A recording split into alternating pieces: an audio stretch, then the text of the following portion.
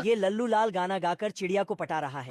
तभी अंधेरे का फायदा उठाकर यह कातिल लल्लू को तीर मार देता है, तो लल्लू लाल की वहीं पर मौत हो जाती है। ये क्या हो गया? तभी सारे गांव वालों की भीड़ जमा हो गई। इतने में उड़ते हुए पुलिस भी आ जाती है और साथ ही में एम्बुलेंस भी। पुलिस इतनी स्पीड में आया कि फिर पुलिस सारे लोगों को भगा देती है और अंदर से 3 लोगों को पकड़कर पीटते हुए गाड़ी में भर देती है। हमको मारो, हमको जिंदा मत छोड़ो सालो। इधर ये एम्बुलेंस वाले लल्लू को कचरे की तरह पटक कर लेकर चले जाते हैं। फिर रात को अदालत शुरू होती है क्योंकि जज उल्लू होता है। फिर तीनों में से एक चिड़िया को कटघरे में लाया जाता है। ये कहाँ फंस गया भाई मैं? और फिर ये वकील तोता डायरेक्ट इल्जाम लगाने लगता है कि तूने लालू को मारा है, बोल जल्दी बोल। तो ये बोला जूस पिला दो मौसम्बी का। ये सुनकर पुलिस वाले इसे पीट पिटाकर जेल में डाल देते हैं। फिर पुलिस वाले दूसरे आदमी को पीटते हुए लेकर जाते हैं। मेरी बहन की छोटल। और ये आदमी पहलवान होता है, अरे साला। तो ये पुलिस वालों को ही पीट देता है और कटघरे में खड़ा हो जाता है। तो ये तोता फिर से, पर ये साफ मना कर देता है, मैंने किसी को नहीं मारा, मैंने किसी को नहीं मारा। तभी पुलिस इसे हटाकर तीसरे आदमी को लाकर पटकती है और ये पागल होता है। फिर ये वकील इससे पूछता है, क्योंकि मैं जानता हूँ तूने लल्लू को मारा है क्या?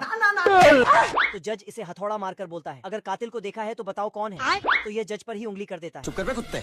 जज से उंगली हटी तो तोते पर उंगली कर दिया। अरे साला। फिर तोते से उंगली हटी तो यह दोनों पर उंगली कर देता है। उसके बाद तो ये खुद पर ही उंगली कर देता है।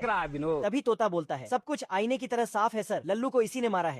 फिर जज बढ़ते हुए इसे पूछता है, तूने लल्लू को क्यों मारा? इतने में लल्लू लाल की वही खूबसूरत चिड़िया आ जाती है और इसकी खूबसूरती देखकर दूसरे के साथ जज भी पागल हो रहा है। तो तोता इसे बोलते हैं, बता इन तीनों में से लल्लू को किसने मारा? तभी चिड़िया बोली, मैं कातिल को जानती हूँ। यह सुनकर जज खुशी से नाचने लगा। तभी तीर चला और कातिल ये पागलों का टिंकू निकलता है। रोम रोम भाइयों।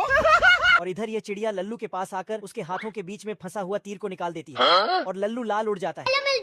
ये साला तीर लगने के सदमे से बेहोशी में पड़ा था और फिर इनका रोमांटिक सीन शुरू हो जाता है। यहाँ यह बत्तख बीज को फेंकता तो तुरंत वहाँ बड़ा सा पौधा निकल आता है जो सीधा स्वर्ग में लेकर जाता है। यह देखकर बत्तख तुरंत ऊपर जाने का कड़क फैसला करता और ऊपर जाने लगता है।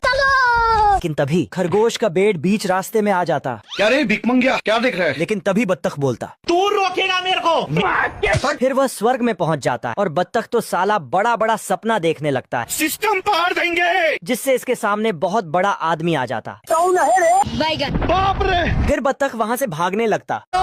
इधर से खरगोश आकर बत्तख को पकड़ लेता है। अबे साले जा। चल चल उठ, चल बहुत हो गया।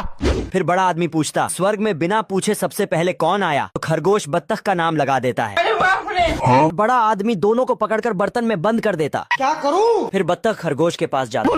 लेकिन साला खरगोश तो मूर्ति के पुतला बनकर खड़ा हुआ था। देखकर बत्तख भी पुतला बन जाता। तभी खरगोश क्लास कट्टर निकालता है।